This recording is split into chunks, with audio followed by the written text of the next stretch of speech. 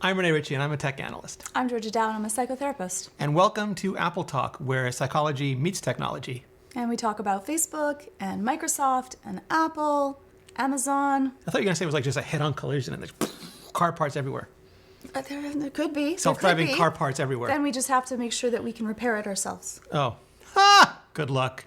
So today we are talking about Apple's big commercial fumble, but also what's going on with them and Google and the App Store and the government. Mm-hmm. And then we're going to talk about the accusations of Facebook killing people and Facebook going, nah, you. And there's a little new koala pack for charging. A battery pack, yeah. And then your husband insisted, nay, demanded, that we talk about the Valve Steam Deck. Fair. Which is not a new kind of riverboat. No. No, it is a console, which basically says, suck it, Wii.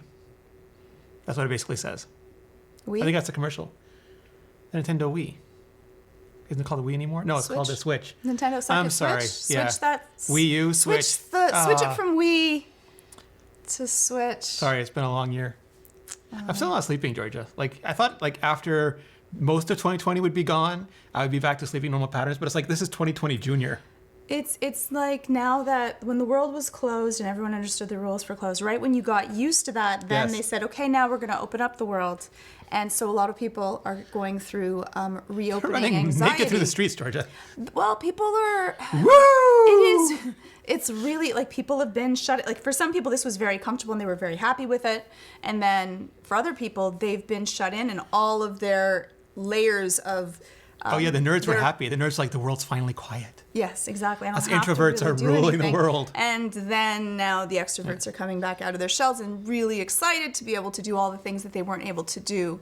And so a lot of people are going through anxiety on both sides. And our government, our local government, is offering, was it $1 million if you get if you get both your shots? That's what it's come down to. Yes. We've come down. It was get vaccinated. Run from the plague, and now it's run into the plague. But if you stop and actually get a vax first, maybe we'll let you win $1 million. Yeah, and I'll sign up. Yeah, I'll sign up too. The chance. Yep, $1 million. Probably better than the lottery. So this is where it's getting interesting with the U.S. government and Facebook, because the U.S. has not been meeting their vaccination goals. The latest president, whose name I'm blanking on, Joe Biden has said that he was going to get a certain amount of, I think it was 70% of people over the age of 35 vaccinated. You can tell I'm detail-oriented on this. Right. We're going to be vaccinated by July 4th, and he didn't make those goals.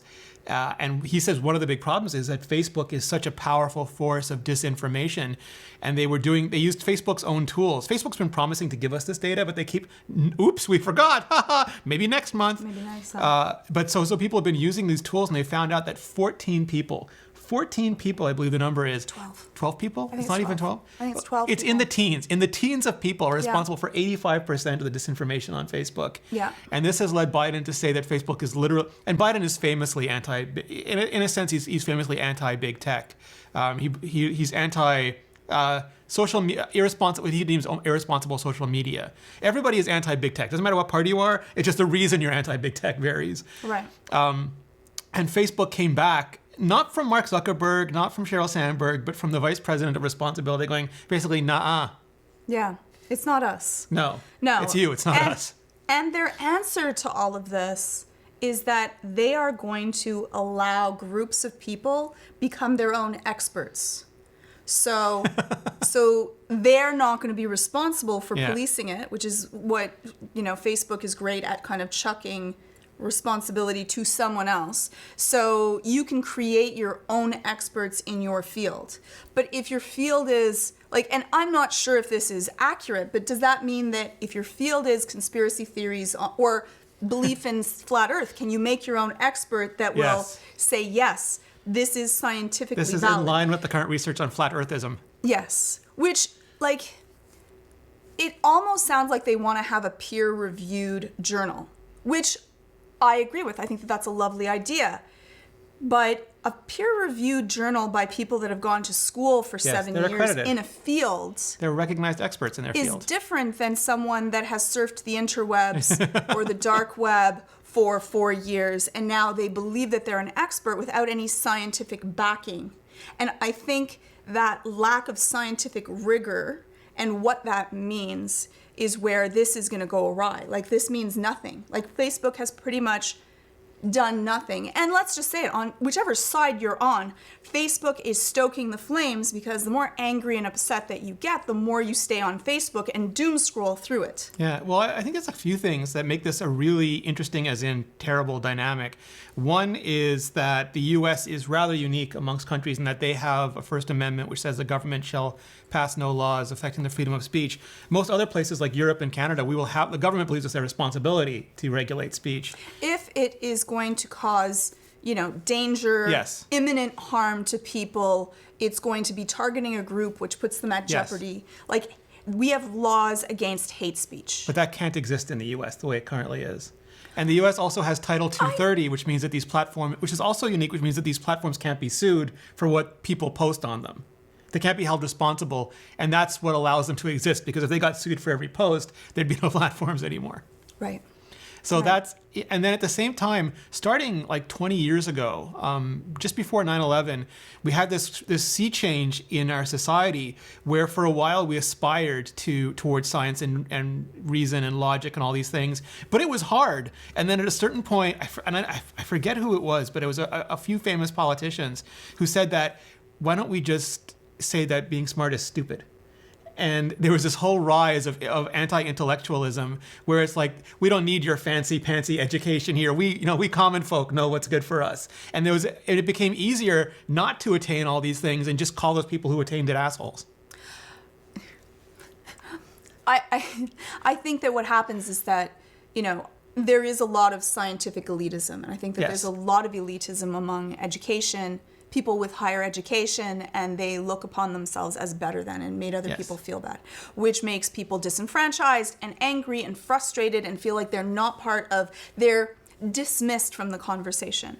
And when you are angry and you don't feel like you belong anywhere, and you are treated as though your values, thoughts, and what you say does not have any place at the table, you make a new table. Yes. Which, with a sign up saying other people table not welcome. Right. Which usually would not be a huge deal because you did not have any means of amplifying, maybe hateful or, small-minded or short-sighted thoughts. Yeah.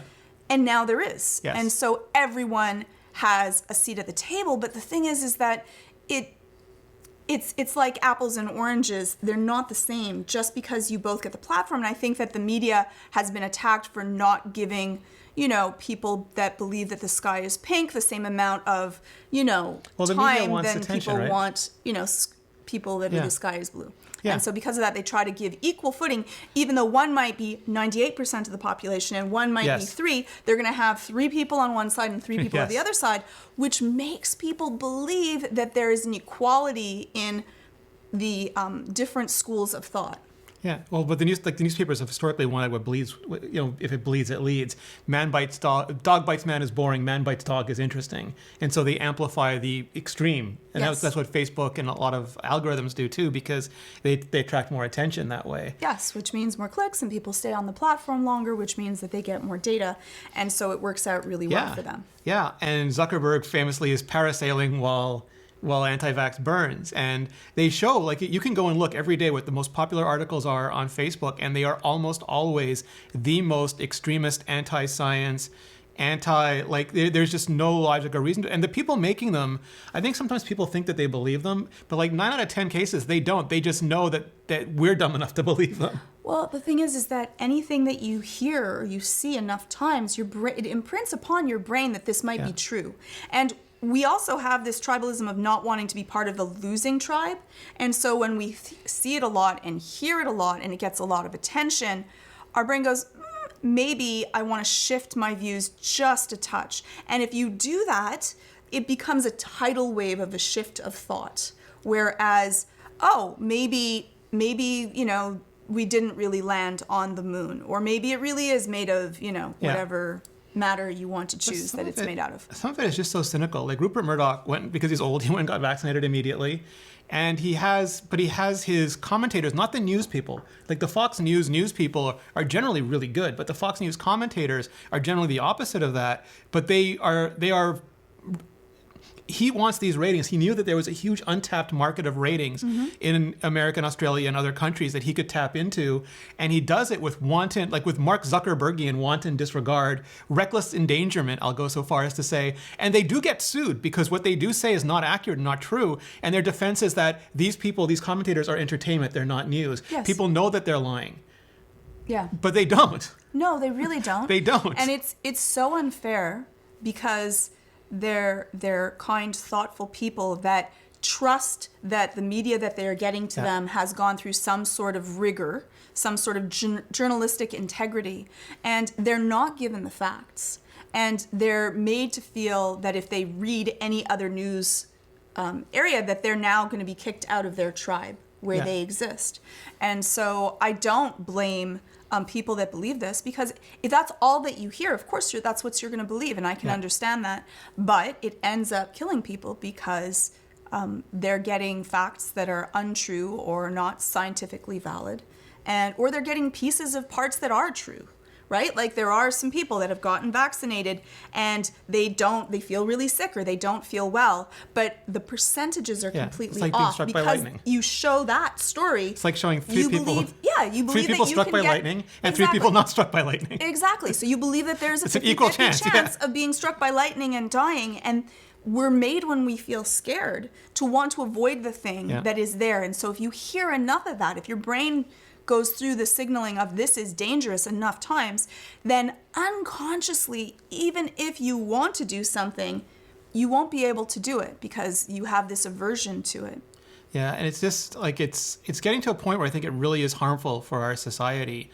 And like I've likened it before to big tobacco. This is big social and big cable tobacco. Like they're doing things that they know are killing their own market, but they're hoping their market grows fast enough that it doesn't matter. Yes. And like when you look at the numbers of people who are just dead or suffering, like I know somebody who's got long-term COVID who's been in and out of hospital for 8 months, and she was one of the fittest, she is still one of the fittest, most active, most powerful people I've ever known, and all she's done is like suffer it for the last 8 months, and young people now, and it's just.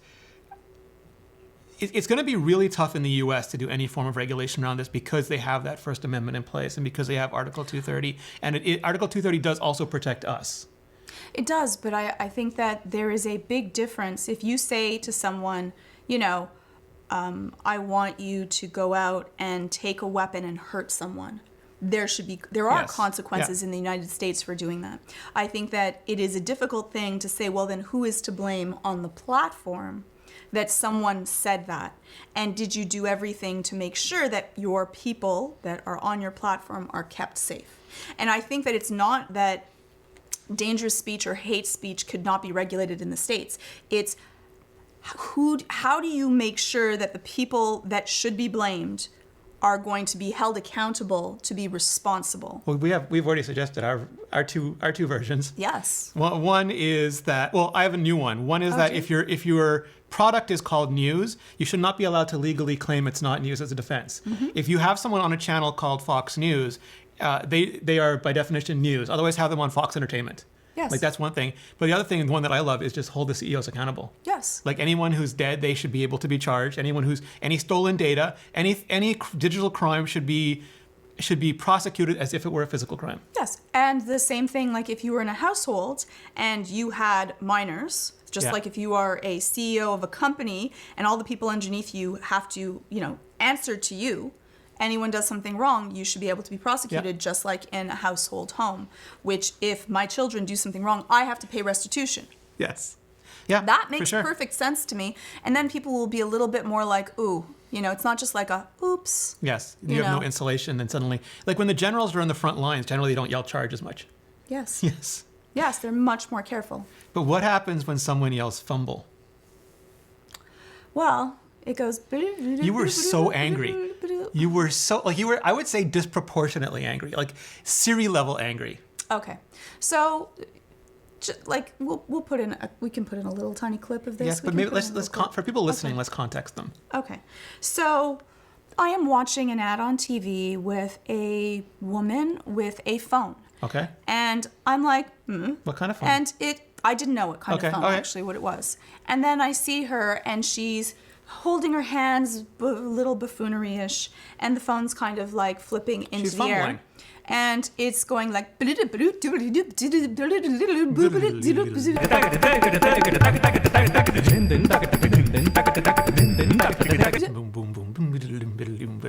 I'm like, oh, this is obnoxious. And it just continues on for the entire commercial with this annoying sound, this person fumbling with the phone, saying, oh, you don't have to worry. And then the phone falls onto the ground.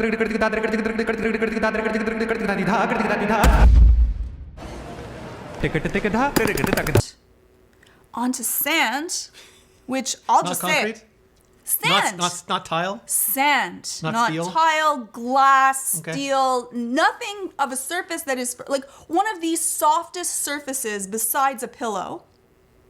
And then they say, don't worry about fumbling your phone. It's an iPhone. And then I went, oh my God, this is the worst iPhone commercial I've ever heard. It is obnoxious. It is annoying.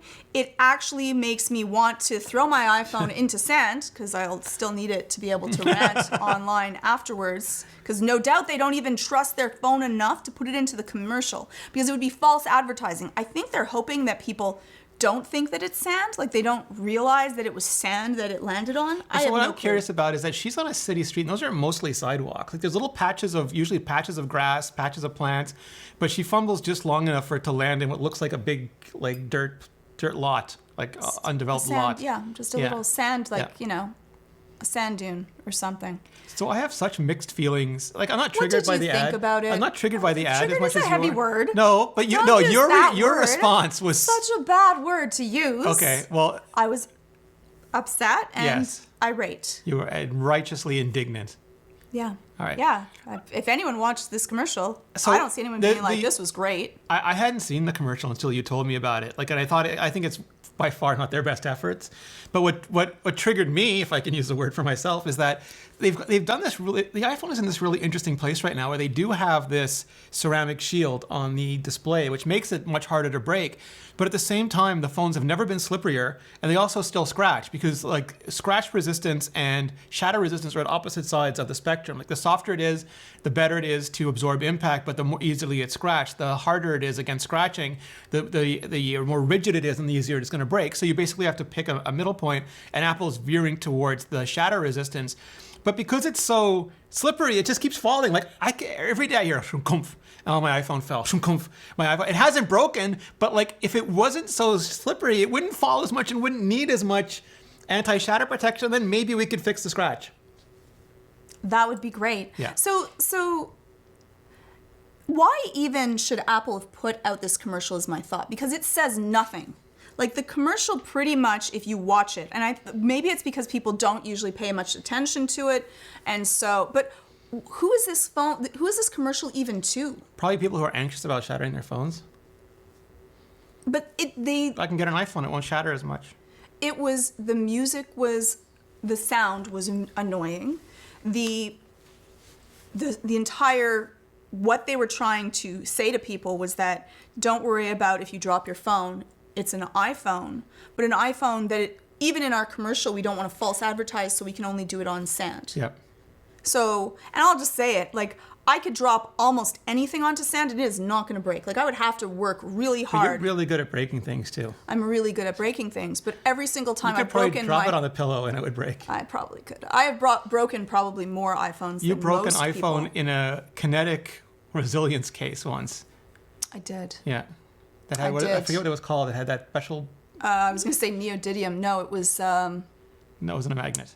No, it was not a magnet. It was that kinetic material. Yes, yeah. And you're like, you can do anything you want with this stuff on. And it crack. And it broke. Yeah. Yeah, landed straight on So its the commercial face. is for you, it turns out. Definitely was not for me. So yeah, I just don't know what they were aiming for, what they were trying to say.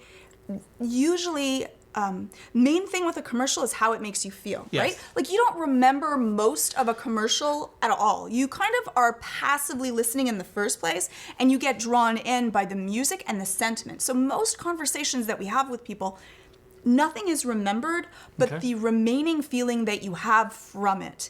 And that sticks with you. And so most commercials, and Apple is usually amazingly effective at leaving you with a feeling of whimsical, happy, bonding, makes you better, active, joyous. And this commercial left me with a feeling of rage, of frustration, I felt pandered to, I was annoyed with. I had an aversion to the commercial that was so strong. It's with you so many days. How long ago was this? I think it was 2 weeks ago, I believe, because I think I wanted to do this 2 weeks ago. And I watched it once, and I watched it once when I showed it to you. That was it. And each time I only got more angry when I watched the commercial. Thank God I have not seen it again. But that's what it left you with. And I'm like, who thought about, did they think it was cute and quirky and it would make people, any word that you repeat enough times with an annoying little sound, that's like a child that's just tapping at you emotionally constantly. It's horrific. This is the worst way of going about it. You're angry about this and you were about Facebook? I am shocked that Apple put this out. Okay. Do you know who's just as angry as you? Tell me. Google. Because they're getting sued over the Google Play Store when the App Store is just sitting off on the side going, They're constantly being sued, though, aren't they? Yes. It's interesting to me because a lot of people believe that the Google Play Store is way more lenient, way more open. They have way more options in the App Store, and yet they're the ones being targeted. Right now. And do you want to know why? Tell me why. Because they're more open, because they're more lenient, because they have more options. It looks like the attorneys general, in the vast plurality of their attorneys generalness, have said that because you're so open, it bothers us in the places that you aren't. And because people know that Apple is a closed garden, they don't assume that they're going to be able to do more. But they believe that you're freer, and then when they can't do these freedom things, when they don't get the freedom units that they believe they should be getting, then they're angry. And it's gotten to the point where some of the litigation is so absurd, they're talking about platforms competing against things in the store, and that both Google and Apple make some of the most popular apps on their platforms, and that diminishes the opportunity of others to make apps. And I think on one of them, they didn't believe anything should be pre-installed, maybe including an app store, so there'd be no way to add extra things to the phone. So you would have a blank slate. Yes. You would come home with a phone that had nothing on it. Yes. Not even a phone part. Well, no, because that's not fair to people who want to make phone apps.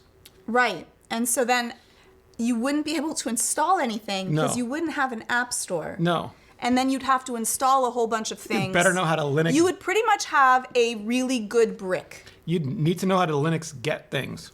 App get everything. See, that's the problem with legislation, though, is that and regulation. I think that it needs to be done, but they go so far. The ability to, either have, you can install whatever you want or you can delete everything you want. I would be fine with that. But to have nothing or to have options, you could say, okay, well, you can have 2 browsers and 2 phone apps. Again, then which ones do you choose becomes an issue. And you have a Samsung phone. Yeah. Which has 2 browsers and 2 phones and 2. Right, but then they would say that, well, that should be for everything. I don't mind. As long as you could delete things, that would be fine for me. The thing is, what I find so interesting about this is, none of these groups think about the consumer. They have these abstract ideas about lower pricing. They have this abstract idea about competition. But, right now, you and I both know people who use their iPhone as a phone. Maybe they'll make calls on it. Maybe they'll listen to music and surf the web. But they don't download apps or use apps. Maybe they'll game, but even then, maybe not. Mm-hmm. But we're now expecting these people, people who are not computer nerds at all, to go and find all these apps. And right now, you get an iPhone, you have all the basic apps. None of them are great. Calculator's not as good as pCalc. Camera's not as good as Halide.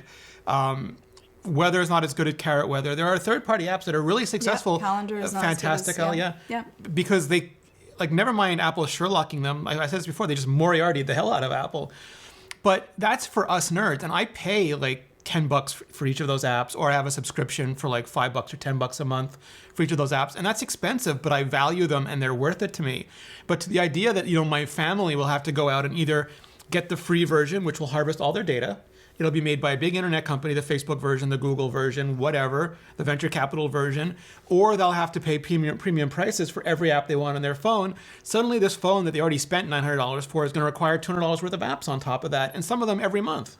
and the amount of frustration and anxiety for those that have tech anxiety to be able to find out, how do I go about all of these steps? So all of the people in your home that are the tech savvy people that do all of the tech support for your family members are going to be having to figure out how to install everything, just so that there is not a monopoly on an application that's on your iPhone, that you chose to buy the iPhone and you kind of know what you get when you get that. I think that it's kind of ridiculous. Like, it's like going into a store and you're in the store and all of the clothing in that store is from that company's clothing. But I went into that store. Like you went and so I would expect that the ecosystem is that store's ecosystem, whatever that ecosystem chooses to be. I could go to another store. And so I think that it would be fine if they said that you could delete them. Totally cool. Or download something different, which you already can do. But having a blank phone, I think, is a ridiculous idea. It just makes me question, who is proposing this and for what purpose. And we have different feelings about different companies. Some people hate Apple, some people love Apple, some people hate Google, some people love Google, some people hate Facebook, yada, yada, yada. Everyone hates Facebook. But Mark's mom is really, really fond of, maybe not even her. I think Mark's but like, the trust dynamics of it. Like, you could say, I'm just buying an iPhone, I only need a very few basic things, and all I have to do is trust Apple. Or I'm buying a Google Pixel phone, all I have to do is trust Google.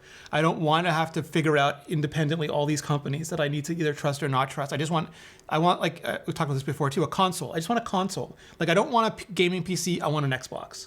It's just, that's the complexity level I want. I want something simple. I just want a console. And we're slowly and surely like taking that away and saying, no, you can't. You have to build your own patent unencumbered Linux. Have fun. Yeah. Which is, it's impossible for most people to be able to do. Yeah. And a lot of people talk about these stuff in the abstract, like, oh, this should be this way. But in large number, they're the nerds, and they're the ones who can deal with it and take that extra cognitive load and anxiety load and all those things, and not. Like, I love that I can just give an iPhone to my family and not have to worry about it. Yes, even then, it just works. Yeah, I have to help them, but at least I know exactly. Like, I have trouble with the calculator. I know exactly what calculator they're using. Yes. I can tell them in 3 seconds what to do. Yes, and it works, and you don't have to worry about some sort of a leak in privacy. You've chosen an iPhone for a specific set of reasons. If you want a system that's more open, maybe you would go with an Android phone, and then you could go through that. And I think that that's also a fair set of circumstances to be able to go through. So you already have choice.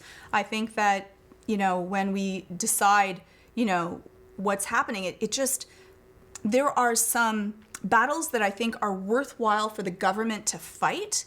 And then there are some that I wonder why they're spending people's hard-earned tax dollars to be able to battle and spend effort there, because then we are avoiding the actual situations that they could do something about that would actually protect people and help people live better.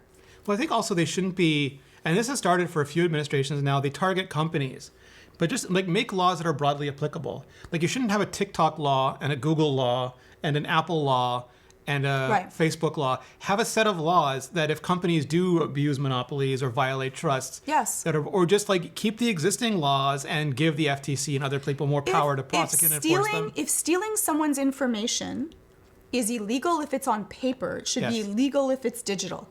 Period. And make the fines high enough that it actually bothers Facebook. Theft should be theft. Yes. I'm just throwing that out there. It's the theme of the show. If you are allowed to repair your television set, you should be allowed to repair your John Deere tractor. You should be allowed to repair your phone.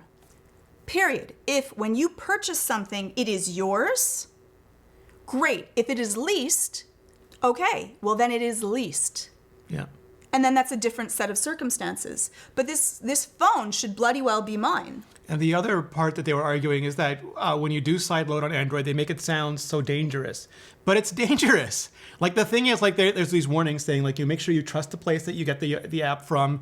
There can be extra malware and things. But that they put those, it's like there are consumer protection laws on everything. There's government warnings on everything. If you go and look at a bottle of detergent, there's a whole backplate of warnings on those. Yeah. That's what the warnings are for sideloading. Don't chew on this. This is not... It's like, yes, because people try to con you. They'll put up a version of Pokemon Go, or they'll put up a version of...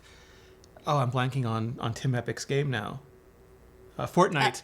Fortnite, and they'll try to get you to download it, and it is malware. So you do have to be more careful, and that's not anti-competitive. That's consumer protection. And please also don't take that away from us, because the last thing I need is a bunch of people with infected phones running around there. All right, so the last thing we have to talk about before we go to our special subject is the Steam Deck.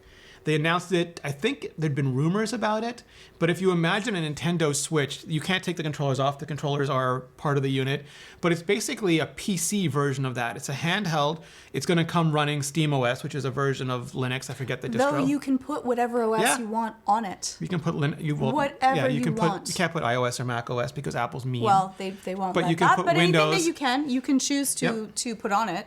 You can run all the Steam games. You can run anything else that you put on it. You can hook it up and run it like a computer, dock it, run it like a normal computer with a mouse and a keyboard. It's like nerd candy. It's like nerd catnip. Yes, you can hook that up to a computer screen and play games upon this, but you can bring it everywhere. To me, it seems like the adult version of the Nintendo Switch. Yes. This is for adults, and adults use the Nintendo Switch. So, I'm not saying that the Switch is only for kids. Let's be honest, we've all been playing on the Nintendo Switch, and it's awesome. But this is kind of daddy's version of it. Like, this is amazing price. So it's like $3.99, and then it goes up to the top. I believe it's $6.99. Yeah. And again, the only problem is that could you actually get it? No, because the ordering process was garbage, like every ordering process has been lately. Right. So they to stop scalpers, they had that if you had not made a purchase in the past, 2 years. On your Steam account. No, I think it was something like that. Which seems like a great idea, so a whole bunch of scalpers don't make Steam accounts and then buy a whole bunch of them and then upsell them Nvidia to everyone and else. AMD and PlayStation and Xbox. But it was buggy where some people that had made purchases on their Steam account now they're locked out. Were locked out for 2 days and then it was gone. Or because it kept erroring, they'd keep pressing the button and then say, "Oh, you tried to make too many purchases. We're going to lock you out." Right. Yeah. Right. Why is ordering so hard? Yeah. But it looks absolutely fabulous. Some people were complaining about the low resolution screen, but this is the same thing when they complained about the iPhone XR low resolution screen. For most people, you can't notice. It's the quality, not just the quantity of pixels that matter, but also it's battery life is so much better with the lower density pixels, and a lot of the stuff you can't tell from that distance anyway. So it's a smart decision, I think, overall. Well, I think that if you're building a portable device, the amount of time that you can use it, and especially for a lot of the Steam games are really quite battery hungry. Yeah. And so if you could only play the game for 15 minutes, like flying a drone. absolutely useless. Yeah. And so I think that I think that more people would be happy about being able to play whatever game they want to if they're bringing it out, that they can play it for a really long time versus, you have it for a very short amount of time and then everyone would be angry. It really doesn't matter what the resolution is if you're not able to play the game at all. And some people are wondering why Steam would do this, especially why at this low price. And it's just, I forget if it was your husband who said this to us, but it just seems like everything they're doing is towards building this future where we're walking around with VR helmets on, and this is their way of getting, Apple has the iPhone, various other platforms have their mobile test range. This just seems like them learning to package electronics so they can get us eventually to the, what would they call it? Not the Index, but the visor. HTC Vive Index? No, the Valve Index. Yeah. Vive Pro. Yeah. They don't need Vive anymore. That's the thing. They can throw them aside and just make their own future. Yeah, they could. PC in your brain. Yeah. And so, but you have to wait. Yeah. That was weird. You got it was like a $5 deposit to be able to order it in December where everyone else was just give us your money now. I guess it's nicer not to take our money now. I don't know. It's such a low amount. It feels it feels tenuous. I think that if they had made the amount larger, I think less people would be angry about not being able to purchase it. But maybe they want that press of everyone wanting it and fighting over getting it, and that they, angry and not. So it makes this device a device that is sought after, and anything that is sought after in our brain, it increases its want and value of it. People are talking about it. People are frustrated about it. People are tweeting about it. There's TikToks on it. People were so mad they couldn't get it. I was watching, it was Matthew Panzarino from TechCrunch, Christina Warren from Microsoft, Tom, I'm blanking on Tom's last name, from The Verge, Tom Warren from The Verge. There's people so angry. Yeah, but I think that that's great press for them. Yeah. Because then everyone else is like, well, what is sought after that I can't get, and now I'm going to try to get it. All right, so we do have one more topic, our bonus topic, where I'm going to ask Georgia to explain all the Lokis to me because I'm still confused about why alligator Loki isn't God King of all the Lokis. I'm going to have to find out about this. Spoiler. But that's going to be on the Nebula version of this show. If you don't have the Nebula version yet, you can just go to curiositystream.com/AppleTalk, sign up. It's $15 a year for all of CuriosityStream, all their documentaries, all their series, plus everything on Nebula, which now includes all of Georgia's videos, my videos, MKBHD, Thomas Frank, Devin, Legal Eagle, Tech Alter, like EPOS Vox, so many, Mary Spender. I could go on forever. And probably will at some point, but there's just so many people there, and you get all of it for $15 a year, including all of it, like no ads, no sponsors, and all the bonus content that's on so many of the videos now, including... And you help support us. Yeah. You can support education-y creators directly. It's wonderful. So that's curiositystream.com/AppleTalk. And if you are leaving us now, Georgia, where can people find you? You can find me on YouTube. It's youtube.com/GeorgiaDow. On Twitter, it's Georgia_Dow. And if not, you can send me an email, Georgia@westmounttherapy.com. And if you're dealing with anxiety or depression, check out anxiety-videos.com. Nice. Look at that. Look at that. I don't think I made any errors this time. Nothing but net. Nothing but net. Right. You can find me at Rene Ritchie or youtube.com/Rene Ritchie. Thank you, Georgia. Thank you, Rene.